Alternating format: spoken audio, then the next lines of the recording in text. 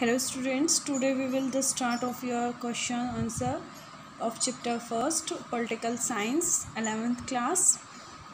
संविधान क्यों और कैसे आपका फर्स्ट चैप्टर है, इसके हम क्वेश्चन आंसर करने जा रहे हैं। तो देखिए फिफ्थ क्वेश्चन से हम स्टार्ट करते हैं, फोर्थ क्वेश्चन से हम स्टार्ट करते हैं अप टू थर्ड क्वेश्चंस। आपके 3 क्वेश्चन स्टार्टिंग में एमसीक्यूज हैं, ठीक है। और फोर्थ क्वेश्चन से हम देखते हैं, देखिए बताइए कि भारतीय संविधान के निर्माण के बारे में निम्नलिखित अनुमान सही है या नहीं, अपने उत्तर का कारण बताएं। पहले आपको ये बताना है कि यह जो अनुमान नीचे आपके सेंटेंस में दिया गया है यह सही है या नहीं, उसके बाद आपको कारण बताना है।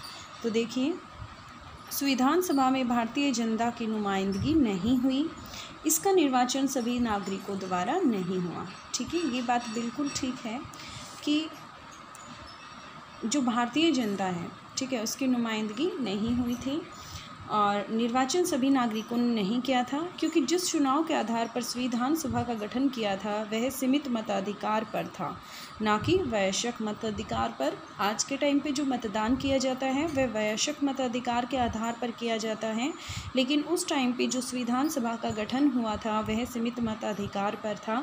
हालांकि इस संविधान सभा को मनोनयन की प्रक्रिया के द्वारा अधिक से अधिक प्रतिनिधात्मक बनाने का प्रयास भी किया गया था। ठीक है, फिर उसके बाद देखिए नेक्स्ट कथन क्या कहता है। संविधान बनाने की प्रक्रिया में कोई बड़ा फैसला नहीं लिया गया, क्योंकि उस समय नेताओं के बीच संविधान की बुनियादी रूपरेखा के बारे में आम सहमति थी। ठीक है, तो देखिए संविधान सभा में अनेक बड़े फैसले लिए गए थे। ठीक है, ये जो कथन आपको बोला गया है कि संविधान बनाने की प्रक्रिया में कोई बड़ा फैसला नहीं लिया गया, तो ये बात गलत है।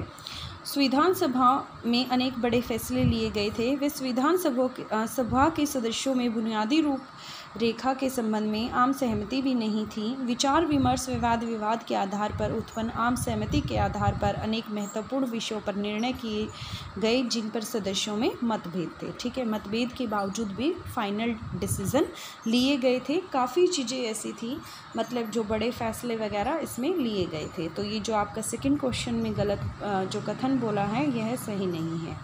फिर उसके बाद देखिए संविधान में कोई मौलिकता नहीं है, क्योंकि इसका अधिकांश हिस्सा दूसरे देशों से लिया गया है। हम इस बात से भी सहमत नहीं हैं, यह कथन भी गलत है।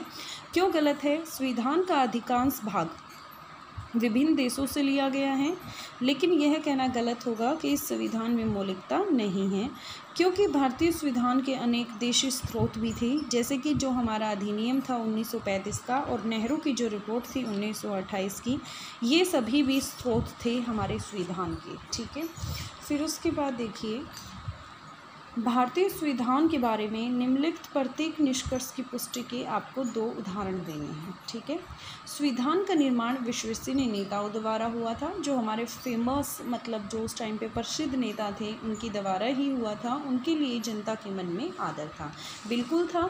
यदि मैं डॉक्टर राजेंद्र प्रसाद और भीमराव अंबेडकर की बात करूं तो जो हमारी जनता है वे काफ़ी प्रसिद्ध नेता थे। जो हमारी जनता है उनके मन में आदर का भाव भी था इन नेताओं के लिए। ठीक है, डॉक्टर राजेंद्र प्रसाद हमारे देश के पहले प्रेसिडेंट बने थे और डॉक्टर भीमराव अंबेडकर हमारी ड्राफ्टिंग समिति के अध्यक्ष थे। ठीक है, जिसने हमारा कॉन्स्टिट्यूशन ड्राफ्ट किया।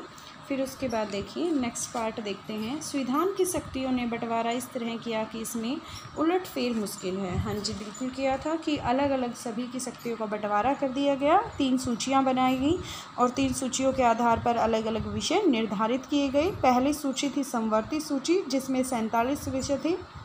दूसरी केंद्रीय सूची, जिसमें 97 विषय हैं।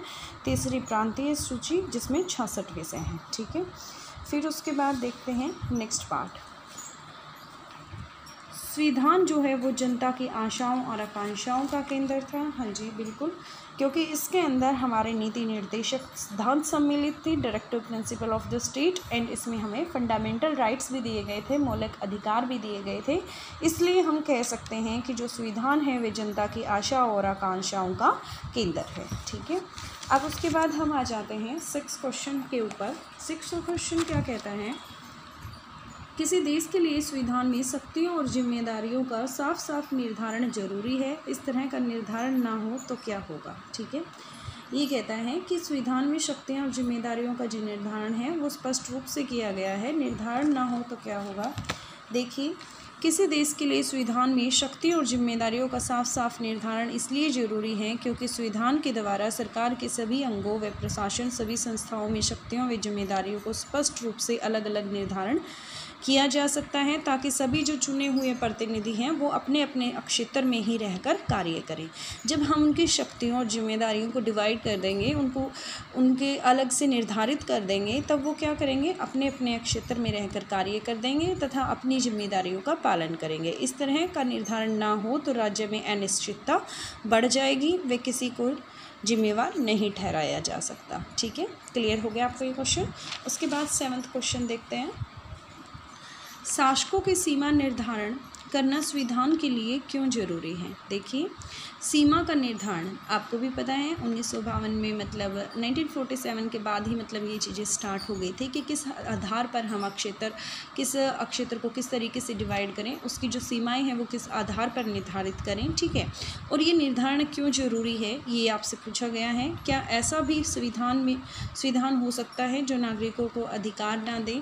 तो देखिए 7वां क्वेश्चन हम करने जा रहे हैं, आंसर देखते हैं। शासकों की सीमा का निर्धारण 11th क्लास हम 7वां क्वेश्चन कर रहे थे। तो 7वां क्वेश्चन में क्या कहता है कि शासकों की सीमा का निर्धारण करना संविधान के लिए इसलिए ज़रूरी है कि लोगों की स्वतंत्रता खतरे में न पड़े, वे अपना विकास कर सकें। ठीक है, उनकी एक सीमा क्षेत्र निर्धारित कर दिया जाए तो उनकी स्वतंत्रता खतरे में नहीं पड़ेगी और वो अपना विकास स्वयं कर सकेंगे।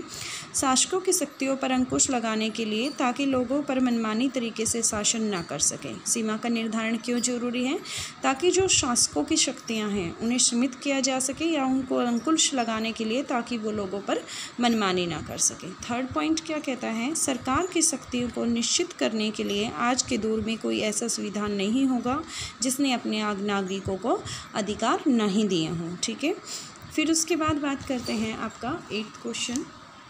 8th क्वेश्चन में देखिए, आपको जापान की सिचुएशन का बता रखा है। जब जापान का संविधान बना तब दूसरे विश्व युद्ध से पराजित होने के बाद जापान अमेरिका सेना के कब्जे में था।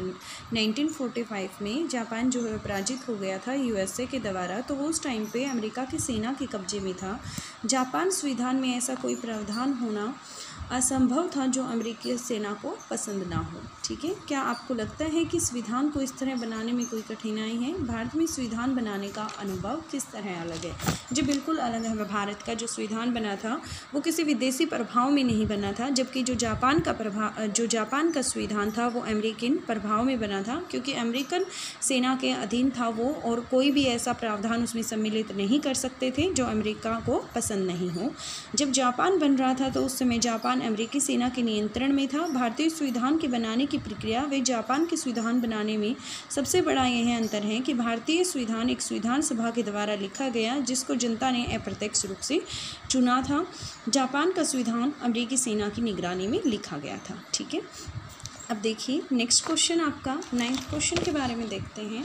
ये कहता है, रजत ने अपने शिक्षक से पूछा, एक स्टूडेंट है उसने अपने टीचर से पूछा, संविधान एक 50 साल पुराना दस्तावेज है, इस कारण पुराना पड़ चुका है, किसी ने इसको लागू करते समय मुझसे राय नहीं मांगी, यह इतनी कठिन भाषा में लिखा है कि मैं इसे समझ नहीं सकता। आप मुझे बताइए कि मैं इस दस्तावेज की बातों का पालन क्यों करूं। अगर आप शिक्षक हो तो आप रजत को कैसे उत्तर देंगे। ठीक है, ये कंडीशन आपको सपोज करनी है। देखिए, सबसे पहले आप उसे क्लियर कीजिए कि बेशक से जो हमारा दस्तावेज है आज से नियर अप्रोक्स 70 ईयर्स पुराना है। ठीक है, क्योंकि 1950 में हमने कॉन्स्टिट्यूशन को अडॉप्ट कर दिया था, इम्प्लीमेंट हो गया था वो। ठीक है, तो 70 ईयर्स ओल्ड कॉन्स्टिट्यूशन बेशक से एक दस्तावेज है, लेकिन यदि उसमें काफ़ी चीज़ें ऐसी हैं जो अब तक भी अप्लाई हो रही हैं और मानी जा सकती हैं, अच्छी हैं। और दूसरी बात ये है कि यदि उसमें कोई कमी है तो उसमें संशोधन किया जा सकता है, अमेंडमेंट पॉसिबल है। ठीक है, और यह बेशक से इसकी भाषा कठिन है, लेकिन ऐसा नहीं है कि आम जनता को यह भाषा समझ में ना आए। ठीक है, क्लियर 9th क्वेश्चन का आंसर। उसके बाद देखिए 10th क्वेश्चन का आंसर करते हैं हम। क्या कहता है, संविधान के क्रियाकलाप से जुड़े अनुभवों को लेकर एक चर्चा में 3 वक्ताओं ने 3 अलग अलग पक्ष दिए। पहला क्या कहता है, हरवंश, भारतीय संविधान एक लोकतांत्रिक ढांचा प्रदान करने में सफल रहा। ठीक है, तो और दूसरा क्या कहता है, आप इस चीज़ से सहमत हैं? बिल्कुल सहमत हैं कि भारतीय संविधान ने जो हमें मतलब एक लोकतांत्रिक ढांचा प्रदान किया है। नेहा का कथन क्या है, संविधान में स्वतंत्रता, समता और भाईचारा सुनिश्चित करने का विधिवत वादा है। चूँकि ऐसा नहीं हुआ इसलिए संविधान असफल है।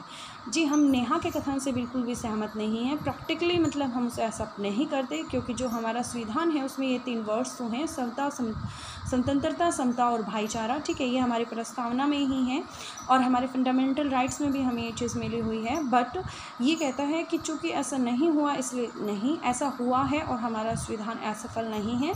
जहाँ तक है हमारे संविधान ने सफलता प्राप्त की है। अब नाजिमा का कथन क्या है, संविधान असफल नहीं हुआ, हमने उसे असफल बनाया है। देखिए, संविधान में काफ़ी तथ्य ऐसे हैं जिससे वो सफलता प्राप्त कर सकता है। हमने उसे असफल इसलिए बनाया है कि कहीं ना कहीं उसके बीच में मतलब दरार के रूप में हम ही आए हैं। ठीक है, ये आपके फर्स्ट चैप्टर के क्वेश्चन आंसर कंप्लीट हो गए हैं।